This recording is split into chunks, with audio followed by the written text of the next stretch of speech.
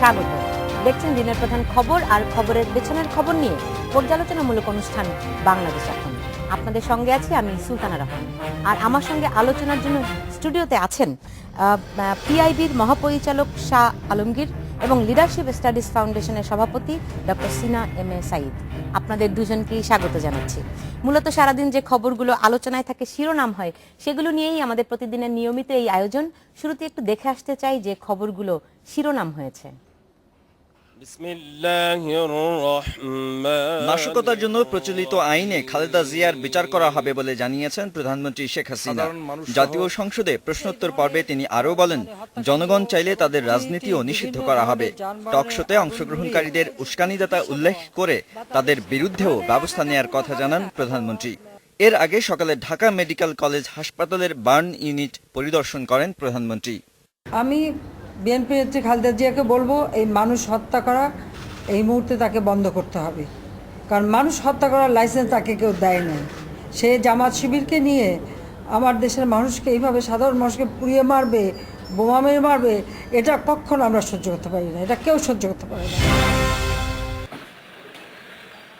সহিংসতা ও নাশকতাকে দুঃখজনক ও নিন্দনীয় বলেছেন ঢাকায় ব্রিটিশ হাইকমিশনার রবার্ট গিবসন। মানুষের স্বাভাবিক জীবনযাত্রা ফিরিয়ে আনতে পারস্পরিক আস্থা গড়ে তুলতে সব পক্ষের প্রতি আহ্বানও জানান তিনি। বিএনপি চেয়ারপারসন খালেদা জিয়ার সঙ্গে বৈঠকের পর তিনি এ আহ্বান জানান। চলমান সহিংসতা, নাশকতা নিন্দনীয় ও দুঃখজনক। জাতীয় স্বার্থে সব দলকে ক্ষয়ক্ষতি রোধে একসঙ্গে কাজ করার আহ্বান জানাচ্ছি। একই সঙ্গে প্রাণহানি ঠেকাতে সব দলের মধ্যে আস্থার সম্পর্ক গড়ে তোলার আহ্বান জানাই। রাজনৈতিক কর্মসূচির নামে আগুন দিয়ে মানুষ খুন বর্বরোচিত ও মর্মান্তিক বলেছেন ইউরোপীয় ইউনিয়নের রাষ্ট্রদূত পিয়েরে মায়াদন। প্রধানমন্ত্রী শেখ হাসিনার সঙ্গে সৌজন্য সাক্ষাতের সময় তিনি এ মন্তব্য করেন। এ ধরনের সহিংসতা মঙ্গল বয়ে আনবে না বলেও মন্তব্য করেন ইইউ রাষ্ট্রদূত। হরতালের কারণে বৃহস্পতিবারের এসএসসি ও সমমানের পরীক্ষা স্থগিত করেছে সরকার। তবে স্থগিত এই পরীক্ষা কবে হবে তা জানানো হয়নি। সচিবালয়ে সংবাদ ব্রিফিংয়ে একথা জানিয়ে শিক্ষামন্ত্রী নুরুল ইসলাম নাহিদ ২০ দলকে হরতাল অবরোধ তুলে নেয়ার আহ্বান জানান। রাজনৈতিক অচলাবস্থা নিরসন ও সহিংসতা বন্ধের দাবিতে প্রতীকী অনশন কর্মসূচি ঘোষণা করেছেন পোশাক শিল্প মালিকেরা। শনিবার বিজিএমইএ ভবনের সামনে সকাল ১১টা থেকে সন্ধ্যা পর্যন্ত এ কর্মসূচি পালন করা হবে। বিজিএমইএ, বিকেএমইএ সহ পোশাক খাত সংশ্লিষ্ট সংগঠনের জরুরি সভায় এ সিদ্ধান্ত নেওয়া হয়েছে।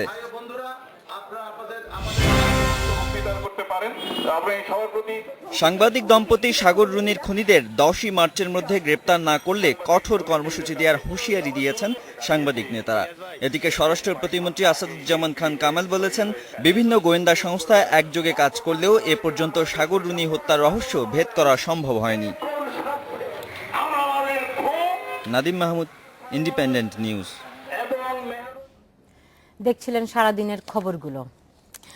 আসলে প্রায় ৩ বছর হয়ে গেল, এখন পর্যন্ত সাগর রুনি হত্যাকাণ্ডের কোনো সুরাহা হলো না, এমনকি আজ পর্যন্ত মোটিভ জানা গেল না। এটা কি আসলে একটা বড় ধরনের ব্যর্থতা নয় জনাব শাহ আলমগীর? সেটা তো অস্বীকার করার কোনো উপায় নেই, কারণ এটা অবশ্যই আমাদের আইন শৃঙ্খলা রক্ষাকারী বাহিনীর এটা অনেক বড় ধরনের ব্যর্থতা। কারণ যে কোনো মানুষ হত্যা হলে তার তার আত্মীয় স্বজন সবাই এটার বিচার চাবেন এবং সে তার দৃষ্টিভঙ্গি থেকে বিষয়টাকে দেখবেন। সুতরাং এটা ৩টা বছর অতিক্রম করেছে। এটা তারা দুইজনই যেহেতু সাংবাদিক ছিলেন, সুতরাং সাংবাদিকদের তো এমনি আবার এই প্রফেশনটা তো একটু ভিন্ন রকম পেশা। কারণ তারা এই মানুষগুলো বিভিন্ন জনের সমস্যার কথা বলে এবং তাদের রিপোর্ট দিয়ে অনেক ঘটনার তারাও কিন্তু অনেক কুল কিনারে বের করেছে, মানে অনেক অনুসন্ধানী রিপোর্ট দিয়ে। অথচ তাদেরই দুইজন সহকর্মী যখন এটার কোনো কুল কিনারা করতে পারে নাই, ৩ বছর পরেও যখন এটার কোনো ক্লু বের করতে পারে নাই, তখন স্বাভাবিকভাবেই এটা নিয়ে তো একটা প্রশ্ন থেকেই যায়। এবং এই যে সাংবাদিক সমাজের প্রতি মানুষেরও যে একটা আস্থার জায়গাটা হচ্ছে যে মানুষ তার বিপদের কথা তো মানুষ সাংবাদিকদের কাছে বলে, কিংবা কোথাও অত্যাচার হলে, কেউ অবিচারের শিকার হলে এই কথাগুলো সাংবাদিকের কাছেই বলে। এখন মানুষ যখন দেখবে যে সাংবাদিকরাই তাদের সহকর্মী কোনো বিচার করতে পারে নাই, তখন এই প্রফেশনটার প্রতি কিন্তু মানুষের এক ধরনের একটা নেতিবাচক একটা ধারণা তৈরি হয় যে ওরা তো ওদেরই করতে পারে না, তাহলে আমার সমস্যা কি করে সমাধান করবে। যদিও স্বরাষ্ট্র প্রতিমন্ত্রী কিন্তু গতকাল এটাকে ব্যর্থতা হিসেবে মানতে নারাজ, এমনটা তিনি বলেছেন তদন্ত চলছে। কিন্তু এটি কি শুধুমাত্র আমাদের আইন শৃঙ্খলা রক্ষাকারী বাহিনীরই ব্যর্থতা, নাকি সাংবাদিক যারা আছেন তারা নিজেরা কোনো কি অনুসন্ধান, কেউ কিছু কি করেছে, তাদেরও কি একটা ব্যর্থতা নয় জনাব ডক্টর সাঈদ? আমি যেটা মনে করি বাংলাদেশ ইতিহাসে এটা হচ্ছে মিস্ট্রি অফ দ্য মিস্ট্রিজ। এই ঘটনাটি এটা শুরু কেন হলো না, কেন এত তদন্ত করার পরও দেখা যাচ্ছে তারা ক্লু পাচ্ছে না।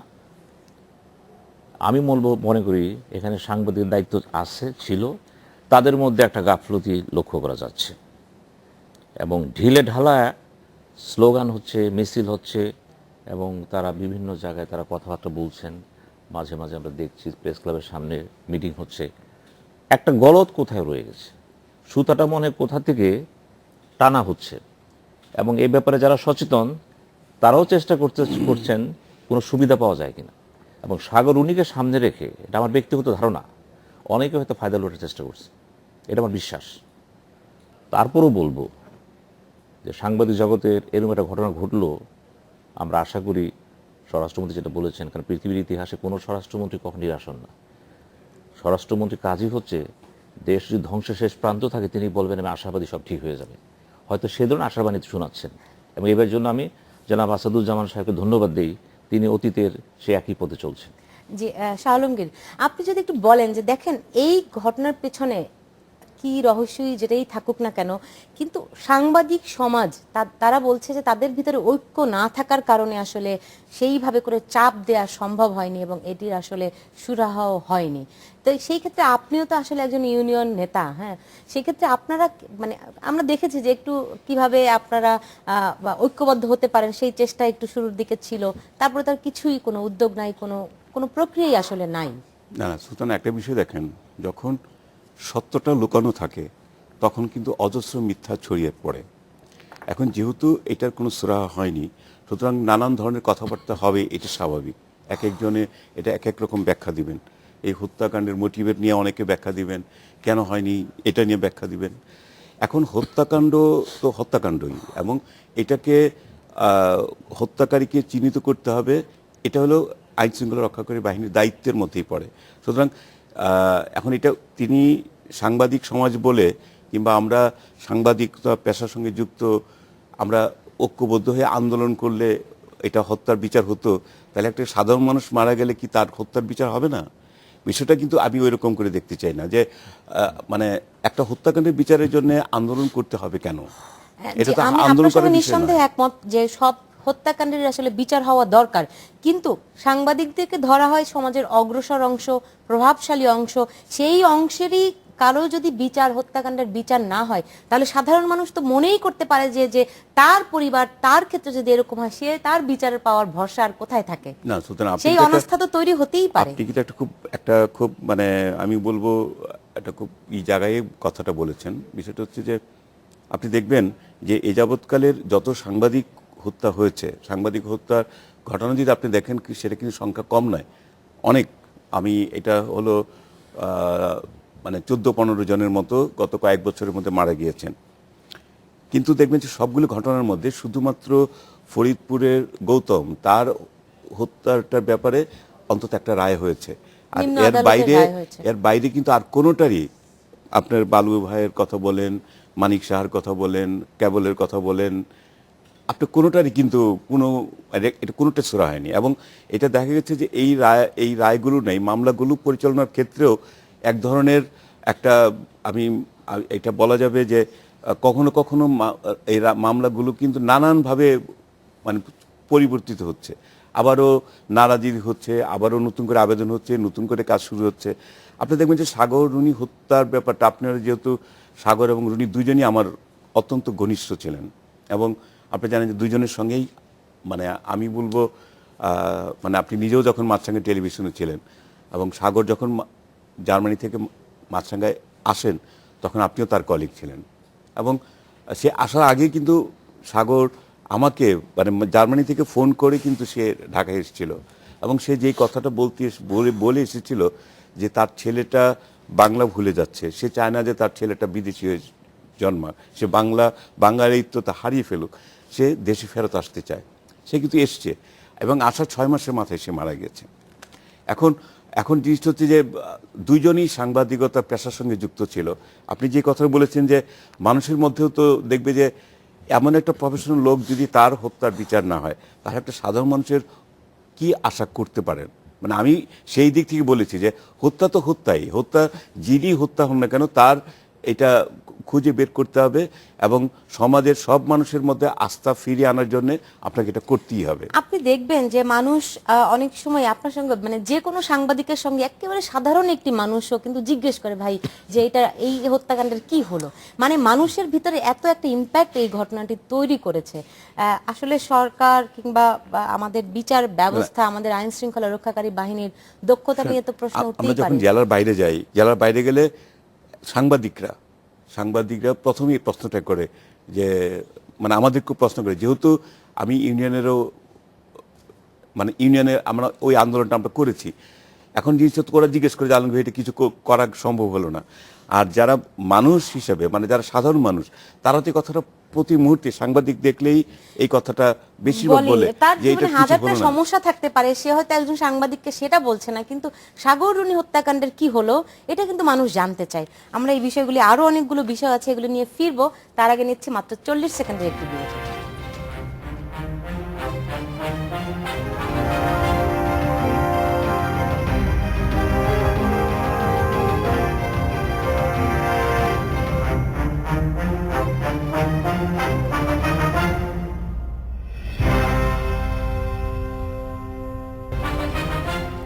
বিরতির পর ফিরে এলাম, দেখছেন বাংলাদেশ এখন।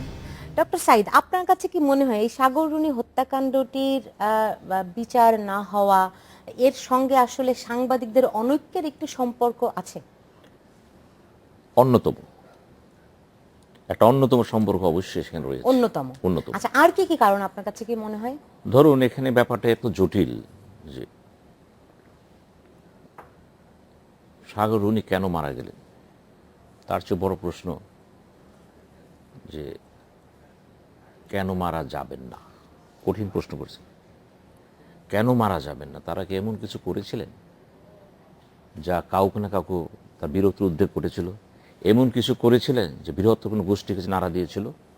যদি দিয়ে থাকে, ওই রিস্কটুকু একটা সাংবাদিক রিস্ক কত নিতে পারে? প্রত্যেকটা সাংবাদিক কত নিতে পারে?